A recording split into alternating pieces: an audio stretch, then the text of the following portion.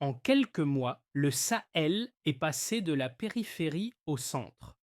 Alors que la demande mondiale de lithium s'accélère et que les alliances diplomatiques se fragilisent, le Burkina Faso se retrouve projeté au cœur d'une rivalité où ressources, souveraineté et influence se télescopent brutalement. Que signifie réellement pour vous la décision d'Ibrahim Traoré de rompre avec un ordre institutionnel qui structurait depuis longtemps les choix politiques et économiques du pays? Un basculement discret mais capable de redessiner durablement les équilibres régionaux et mondiaux. Nous allons clarifier les enjeux réels derrière la séquence politique ouverte au Burkina Faso en distinguant faits observables, interprétations concurrentes et effets mesurables sur le terrain.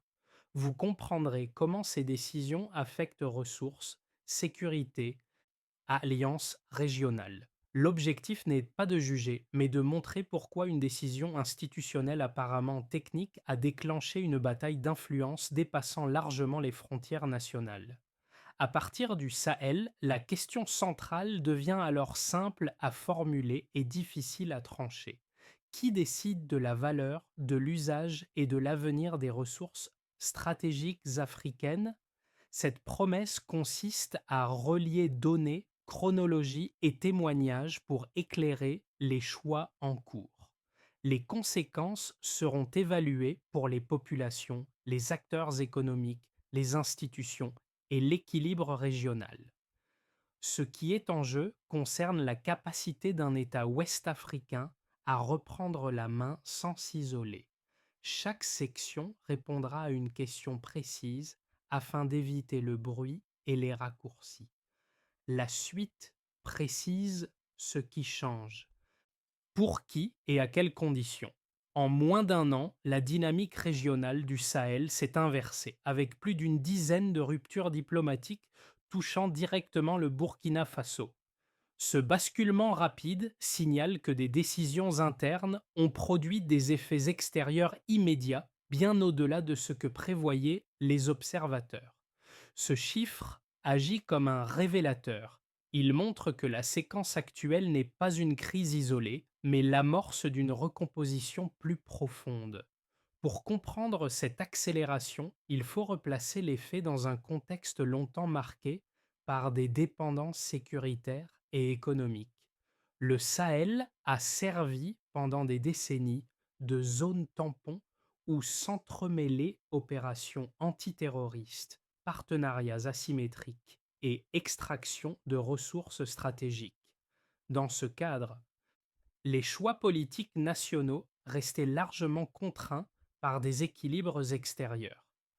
La découverte et la confirmation de l'ampleur du lithium de Buguni ont toutefois déplacé le centre de gravité.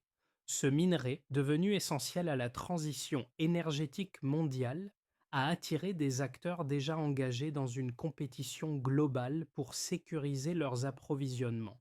C'est dans cette configuration que la décision de dissoudre une commission électorale soutenue par une puissance étrangère prend une signification nouvelle.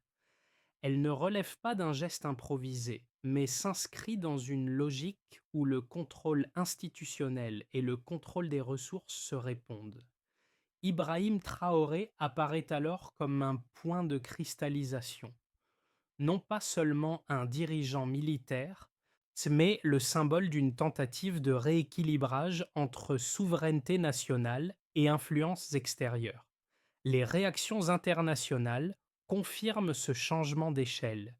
Les critiques médiatiques se multiplient, souvent centrées sur les risques d'instabilité, tandis que sur le terrain, administration locale et unités opérationnelles constatent un déplacement des décisions vers des niveaux plus proches des populations. Ce contraste nourrit une lecture concurrente des événements. D'un côté, une inquiétude sur la rupture des cadres établis, de l'autre, l'idée que la dépendance structurelle pouvait difficilement produire des résultats différents. L'idée clé est simple. Lorsque les institutions et les ressources se rejoignent, Chaque décision locale prend une portée régionale. Pour saisir l'effet concret de ces décisions, mais il faut quitter le niveau des déclarations et observer ceux qui servent de relais entre l'État et le terrain. Dans les zones frontalières, des agents administratifs racontent un changement discret mais décisif. Des dossiers auparavant dépendant de validations extérieures sont désormais traités au niveau régional. Ce déplacement opérationnel, modeste en apparence, modifie la perception de l'autorité publique et redéfinit les marges d'action locale. Un premier microcas illustre cette transition. Sur les axes commerciaux sensibles, les unités chargées de la sécurisation fonctionnaient autrefois dans un cadre de coordination quasi automatique avec des forces étrangères. Après les réajustements institutionnels, les priorités se décident plus près des réalités locales. Cette autonomie n'efface pas les contraintes matérielles, mais elle change la logique d'intervention. Les décisions gagnent en rapidité au prix d'une responsabilité accrue. Un second cas concerne les administrations territoriales. Des responsables expliquent que la réorganisation des partenariats a entraîné des fluctuations de l'aide extérieure. Dans certaines communes, cela suscite des inquiétudes sur la continuité des services. Dans d'autres, l'idée s'installe que l'État reprend des fonctions longtemps externalisées. Cette ambivalence révèle l'impact précoce des choix politiques. Ils produisent à la fois prudence et espoir selon les contextes. En d'autres termes, lorsque les relais intermédiaires se transforment, la souveraineté devient concrète et mesurable dans la vie quotidienne. Avant la rupture institutionnelle, le Burkina Faso évoluait dans un cadre balisé par des partenariats sécuritaires et politiques hérités de plusieurs décennies. Les décisions majeures s'inscrivaient dans une logique de continuité où la marge de manœuvre nationale restait étroite et fortement conditionnée par des appuis extérieurs. Les institutions fonctionnaient, mais selon des règles largement stabilisées, rarement remises en cause. Dans ce contexte, les ressources stratégiques étaient intégrées à des chaînes de décision dépassant le niveau national. Puis survient l'activation.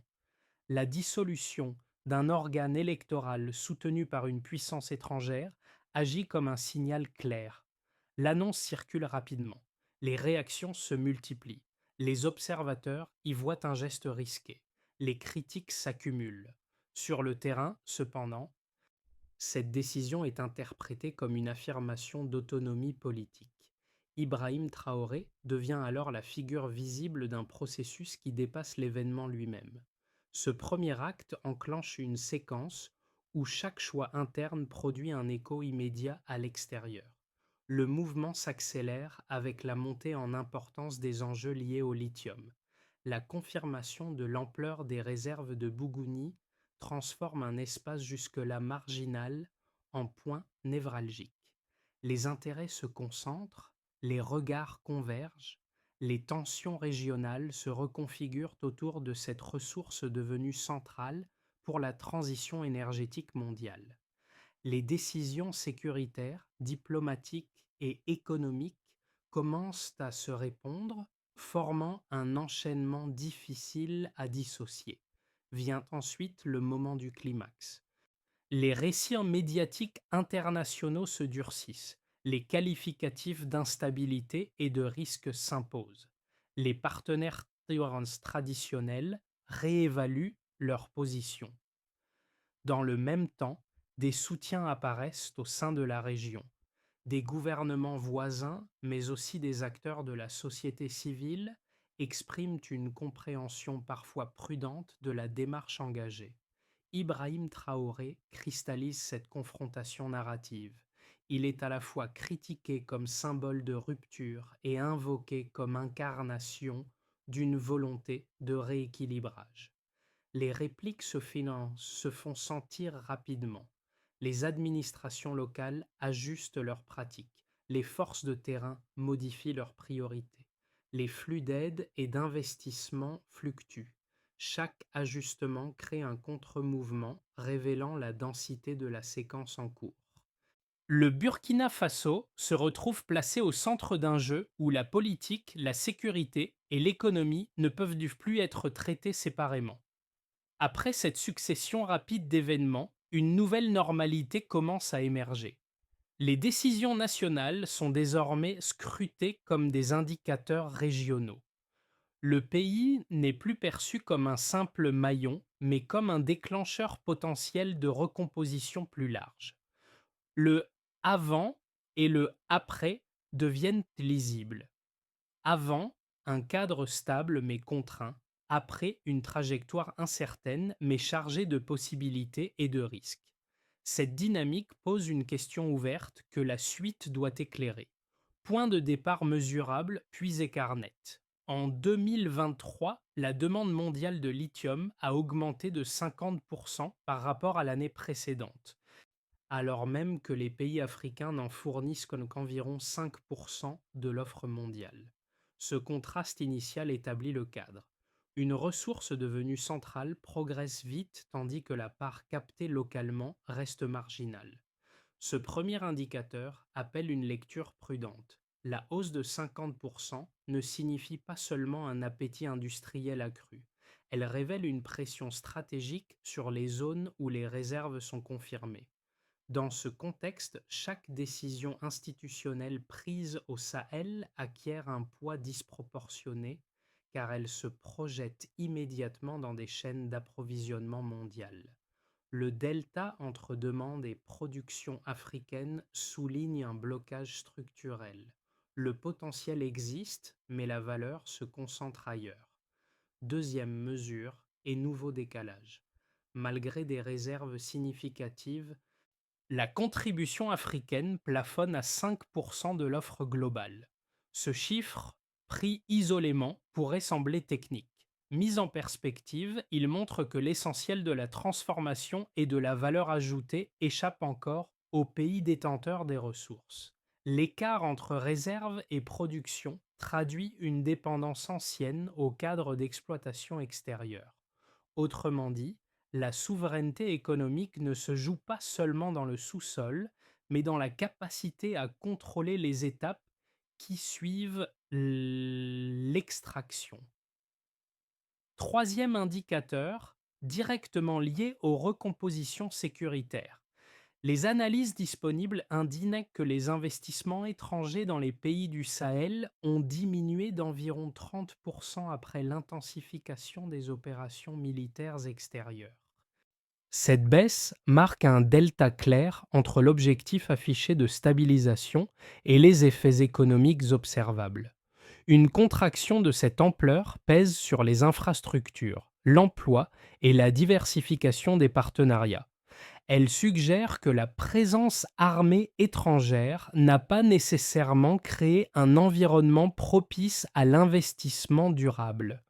Pris ensemble, ces trois chiffres dessinent une ligne cohérente. Une demande mondiale en forte hausse, une production africaine marginale et un recul des investissements forment un triangle de contraintes. Dans ce cadre, les décisions politiques récentes associées au rôle d'Ibrahim Traoré s'inscrivent moins comme une rupture idéologique que comme une tentative de réduire cet écart. L'enjeu n'est pas d'inverser immédiatement les pourcentages, mais de modifier la trajectoire. Le passage du baseline au delta permet donc une lecture plus fine. Tant que la demande progresse plus vite que la capacité locale à capter la valeur, la dépendance persiste. Tant que les investissements reculent sous l'effet de cadres sécuritaires instables, les marges de manœuvre restent limitées. Les chiffres n'arbitrent pas le débat politique, mais ils éclairent ces contraintes réelles. Ainsi, la question posée n'est pas de savoir si la souveraineté est souhaitable, mais à quelles conditions elle peut devenir mesurable. Les données montrent que sans rééquilibrage des chaînes de valeur et des cadres d'investissement, les choix institutionnels resteront fragiles. Elles expliquent aussi pourquoi chaque ajustement au Burkina Faso résonne bien au-delà de ses frontières. Deux interprétations structurent aujourd'hui le débat autour du Burkina Faso et, plus largement, de la recomposition du Sahel. La première considère que l'appui étranger demeure indispensable. Selon cette lecture, les interventions militaires et les partenariats internationaux apportent une expertise technique, des capacités logistiques et une dissuasion que les États locaux ne peuvent pas encore mobiliser seuls. Dans une région marquée par l'insécurité transfrontalière et la concurrence autour des ressources, rompre avec ses soutiens serait pour ses défenseurs accepter un risque accru de déstabilisation interne et régionale. Cette position s'appuie sur un argument central. Sans cadre sécuritaire robuste, aucune politique de développement durable ne peut s'installer. Les forces extérieures seraient alors un mal nécessaire et permettant de contenir les menaces immédiates pendant que les institutions locales se renforcent progressivement. Dans cette perspective, les décisions associées à Ibrahim Traoré sont perçues comme prématurées, voire contre-productives, car elles fragiliseraient des équilibres déjà précaires. La seconde lecture défend l'argument inverse. Elle affirme que la dépendance prolongée aux acteurs étrangers a contribué à figer ces équilibres au lieu de les résoudre. Les partisans de cette approche soulignent que malgré des décennies de présence extérieure, l'insécurité persiste et les bénéfices économiques restent limités pour les populations locales. Ils rappellent que la production africaine de lithium ne représente qu'une part marginale de l'offre mondiale, alors même que les réserves sont importantes. Dans cette optique, la rupture institutionnelle vise à créer les conditions d'une reprise de contrôle, même imparfaite. La réfutation s'appuie sur les données déjà observées. La baisse d'environ 30% des investissements après l'intensification des opérations étrangères suggère que le modèle précédent n'a pas produit l'effet stabilisateur attendu. De plus, l'écart entre la demande mondiale et la part africaine dans la production indique que le statu quo n'a pas permis de transformer le potentiel en valeur durable. Les choix politiques récents ne garantissent pas le succès, mais ils interrogent un modèle dont les résultats restent largement insatisfaisants.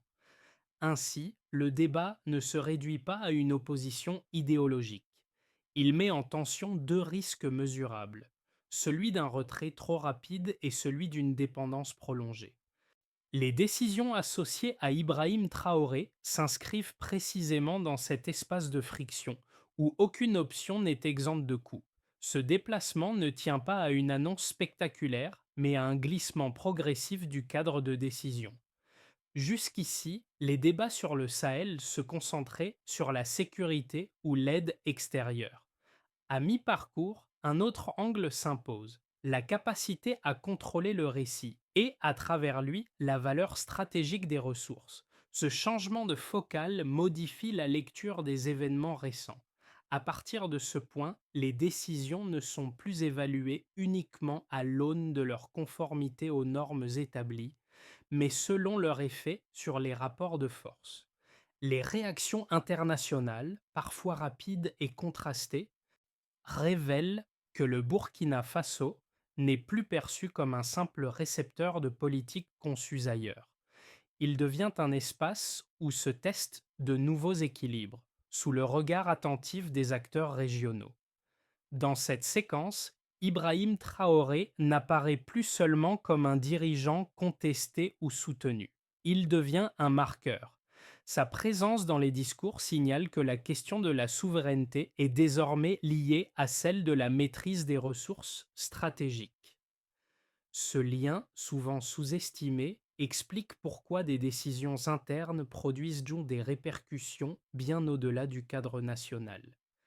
L'idée clé est simple. Lorsque les institutions et les ressources se rejoignent, chaque décision locale prend une portée régionale.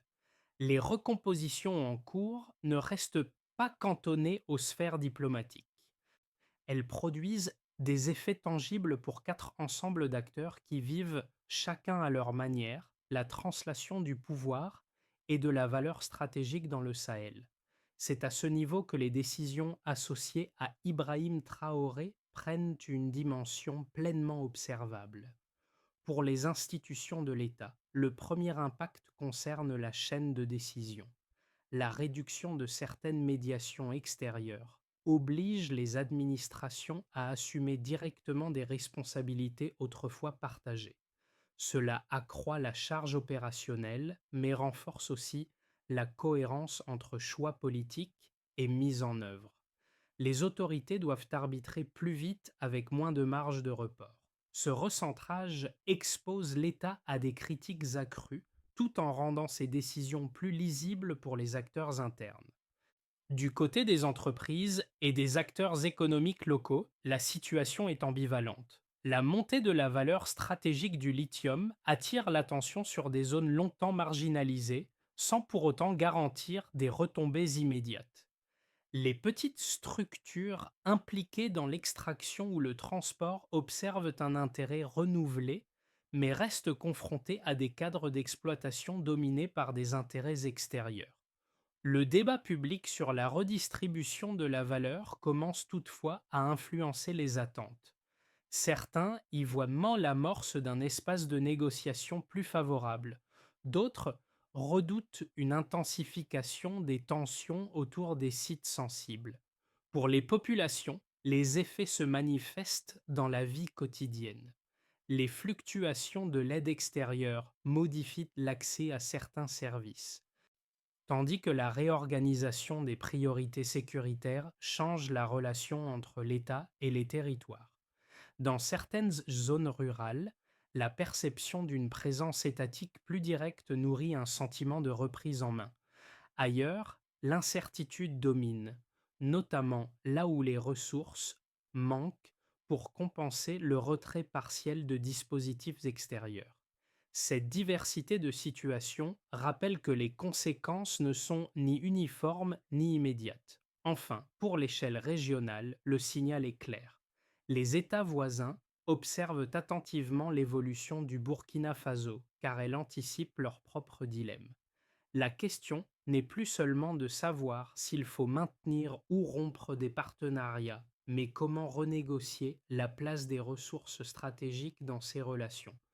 Les choix incarnés par Ibrahim Traoré fonctionnent ici comme un test. Ils montrent qu'un pays de taille modeste peut influencer les équilibres droits régionaux en modifiant ses lignes de décision.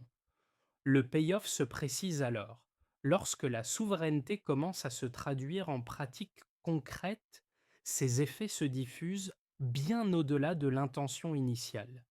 Ce sont ces conséquences multiples et parfois contradictoires qui préparent les scénarios à venir. À partir des dynamiques observées, trois trajectoires plausibles se dessinent pour les prochains mois. Elles ne prédisent rien. Elles explorent ce que les choix actuels pourraient produire si les rapports de force évoluent dans un sens ou dans un autre. Commençons par une première trajectoire possible. La reconfiguration engagée se poursuit sans rupture majeure.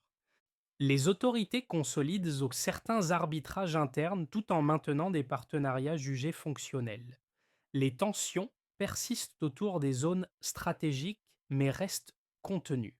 Les discussions sur la gestion des ressources avancent lentement avec des ajustements progressifs plutôt qu'un basculement net. Dans ce cadre, la trajectoire associée à Ibrahim Traoré s'inscrit dans une normalisation prudente. Plus d'autonomie décisionnelle, mais des compromis constants pour éviter l'isolement. Si cette voie prévaut, la région s'installe dans un équilibre hybride, ni totalement dépendant, ni pleinement souverain. On peut aussi envisager une trajectoire plus favorable. La dynamique s'amplifie.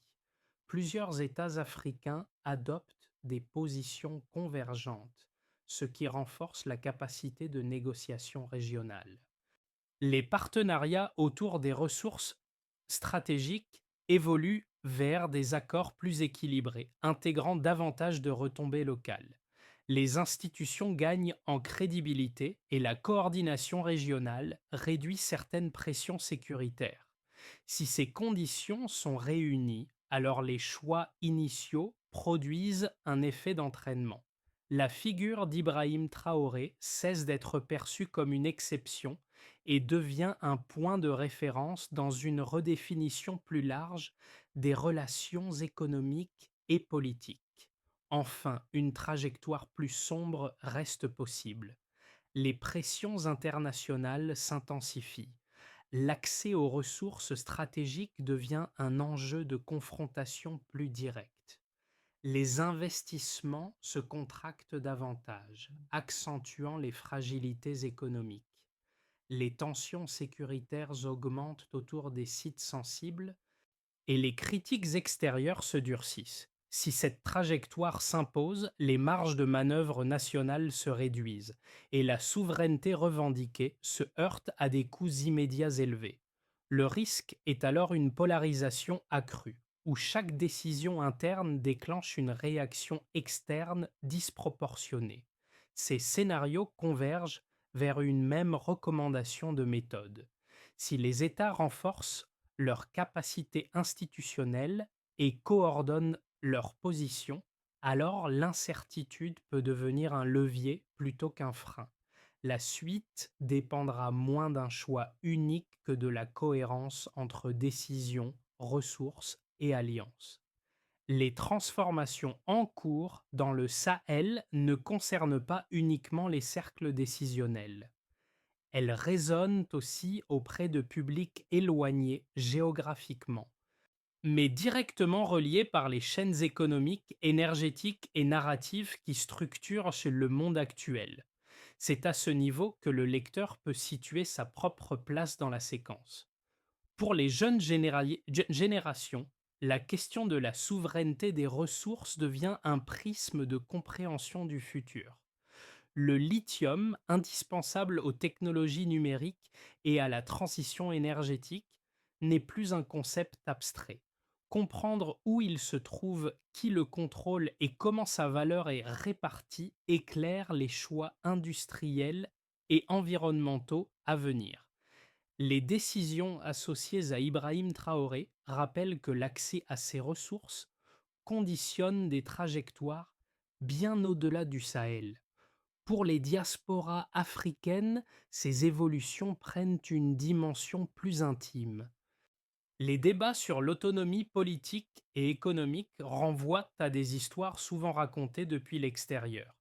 Les recompositions actuelles interrogent la possibilité d'un modèle moins dépendant, capable de redonner du sens aux liens entre territoires d'origine et projets d'avenir. Les choix institutionnels deviennent alors des marqueurs d'identitaire observés avec attention et parfois avec espoir. Pour les citoyens des autres régions du monde, l'enjeu se situe dans l'interdépendance. Les ressources extraites dans des zones disputées alimentent des infrastructures et des technologies utilisées au quotidien. Les recompositions du Sahel rappellent à Jet que la stabilité des chaînes d'approvisionnement dépend aussi de la manière dont les pays producteurs exercent leur souveraineté. Les décisions incarnées par Ibrahim Traoré invitent ainsi à reconsidérer la distance supposée entre enjeux africains et modes de vie globaux. Ce déplacement du regard permet une prise de conscience simple. Les choix observés aujourd'hui ne sont pas périphériques. Ils participent déjà à la définition des équilibres de demain. Transformer une ambition souveraine en résultat mesurable suppose une méthode claire, articulée en étapes lisibles. Les décisions associées à Ibrahim Traoré ont ouvert une trajectoire.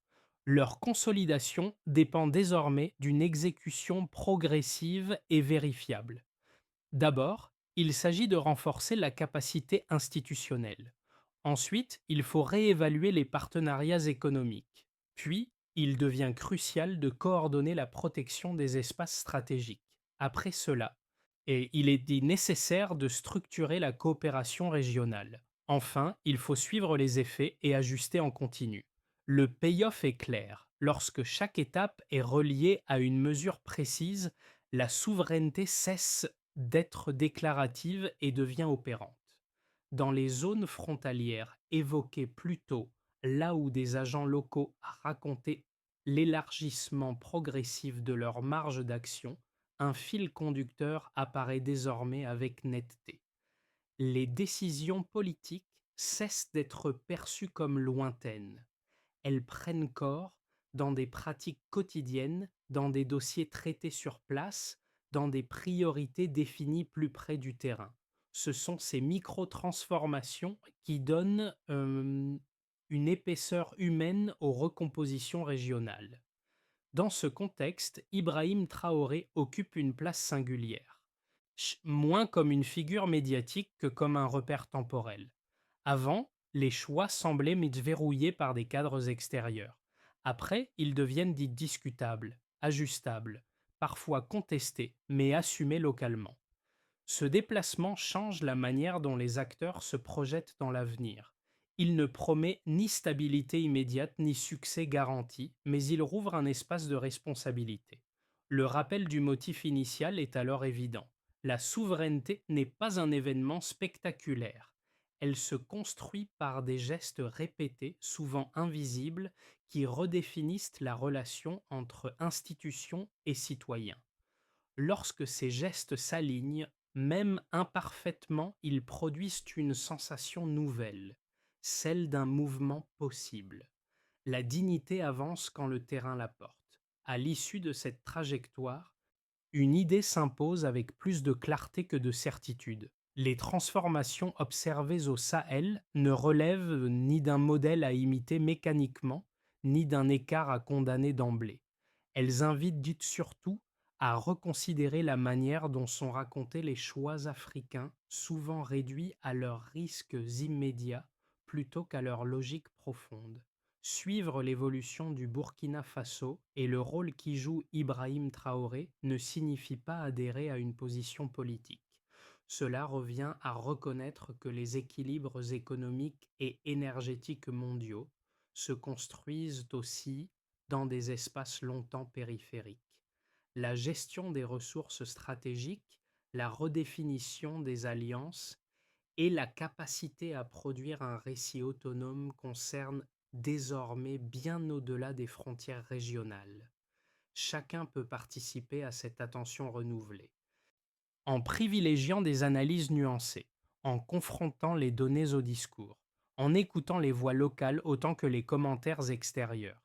Ces gestes simples contribuent à déplacer le regard.